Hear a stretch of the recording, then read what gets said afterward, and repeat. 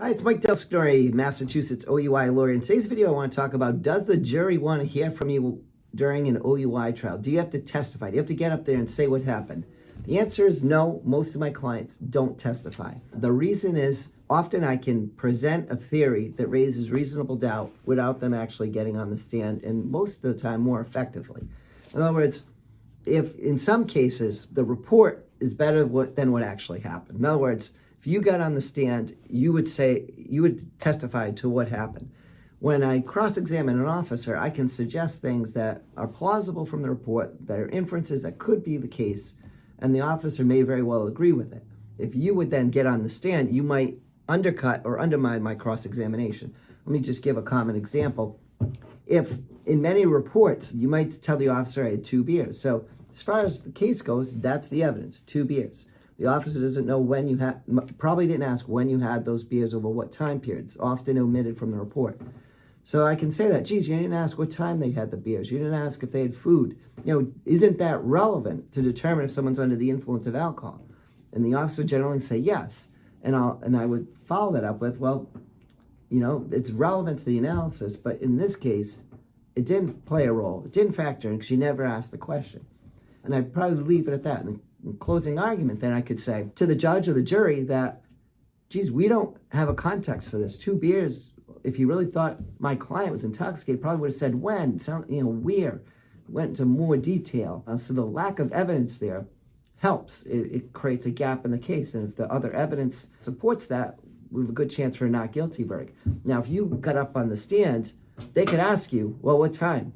You could fill in the gaps that are missing from the officer, and then that argument wouldn't be that effective. Well, I didn't ask, but we know now. And there's a lot of other examples of that where you might fill in some details that were missing, like red, glassy eyes, how long a lot of times that can be explained by somebody who's been up long, who's tired.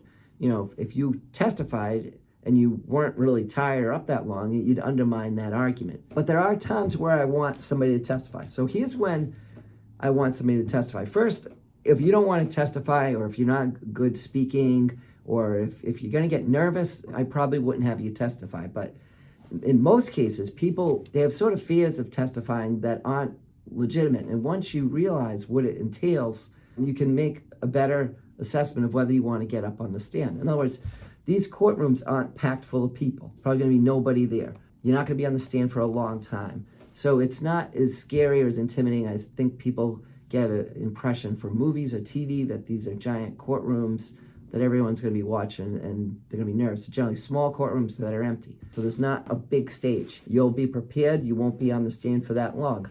I'll go over my questions, and their questions for the DA I can go over, simulate as well. It's not generally too much that the person could get tripped up on. If they're consistent with what they had to drink, that's really the big thing. There's other details that, if you forget or don't remember, people naturally don't remember every little detail. So it's not major. You got to know how much you had to drink. You got to know the time period, and you got to generally know what happened that night. But you don't have to, if you forget some components of the 9-step or the 1-leg stand, yeah, you could say, I don't remember that because I didn't know what I was looking for. I didn't know he was even considering that. I thought I did well. So you can be more general than the officer can because you weren't writing a report and you didn't know that we were going to be talking about those things. So here's the type of case where I want somebody testified. Let's say there's an accident and you said you had 6 or 7 beers, but that's wrong. So in a case like that, I probably need you to say that it's wrong because the officer's not going to say it. So I need some independent evidence to refute a major piece of evidence that the government has. So that'd be a good example. They said 6 beers. You read the report and said, no, it wasn't so. I can have you say, I said 4. I don't know where he got 6 from. Maybe I thought he meant over how long you were drinking. I said 6 hours or something like that. You can explain it, and it's something you need to explain that. Without us explaining that, you might not be able to win the case.